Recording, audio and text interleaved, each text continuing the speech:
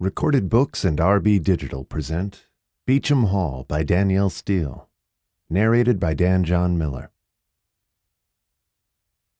To my wonderful children, Beatrix, Trevor, Todd, Nick, Samantha, Victoria, Vanessa, Max, and Zara. May you always have the courage to pursue your dreams, and may all your dreams come true. I love you with all my heart and love. Mom. D.S. Chapter 1. Winona Farmington opened one eye and saw through the window the white wonderland she woke up to for most of the winter in Beecher, Michigan.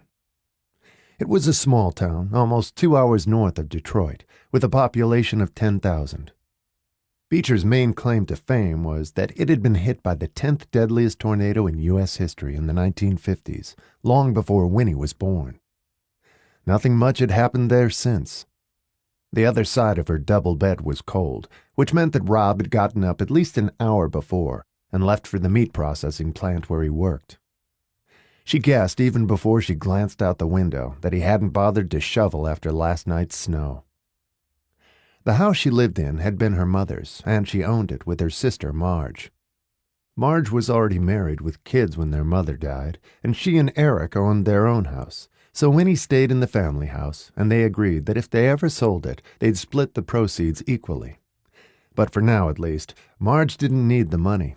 Her husband owned a busy plumbing company, and the house was a good investment and likely to increase in value, so she'd never asked Winnie to sell it. Rob stayed with her almost every night. He had his own apartment, but rarely went there except when they had a fight, or if he stayed out too late and got drunk when he went out with the boys and didn't want to hear Winnie complain about it the next morning. The rest of the time he slept at Winnie's, did no repairs, felt no great attachment to the place, and only helped her with something minor when she asked him. He kept some clothes in her closet, but nothing too personal, and none of his favorite items to wear. Winnie had once escaped Beecher to attend the University of Michigan in Ann Arbor, and had loved it for the 3 years she'd been there. She had big dreams then, and wanted to work in publishing in New York after she graduated.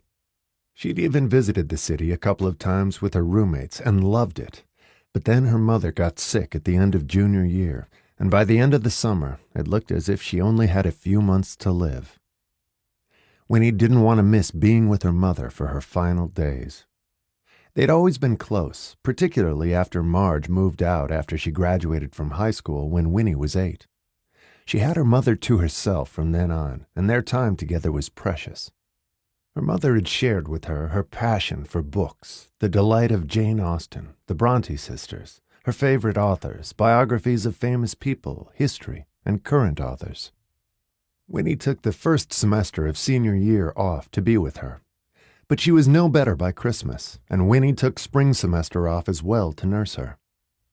It had been hard to come home to a small, quiet town where nothing ever happened after the excitement of the university. Coming back to Beecher was like returning to her childhood, and her whole focus was on her mother. She had no life of her own. Her friends had married right out of high school or gone to Detroit to find better jobs than they could find in Beecher. A few had gone to college, but not many. Some even had babies by then, and Winnie suddenly had nothing in common with them. She was busy with her mother's care. It was never spoken, but Marge simply assumed that Winnie would be there for their mother. She had a husband and a child by then, and made it clear she had no time. Winnie was single, still in college, and Marge saw no reason why Winnie's plans couldn't be deferred, and her dreams put on the back burner. Winnie was the obvious choice of caretaker, and she didn't want to let her mother down. She had always given up so much for them. And Winnie didn't want to abandon her mother in her final months. She loved her and wanted to spend as much time with her as she could. Miraculously, and despite the doctor's dire predictions, her mother had hung on for 7 years and even rallied several times, but never long enough for Winnie to leave again. She fought a noble battle and finally died when Winnie was 27. By then it seemed too late to go back to college. She had a job, a house, a life, and New York and her dreams seemed as if they were on another planet.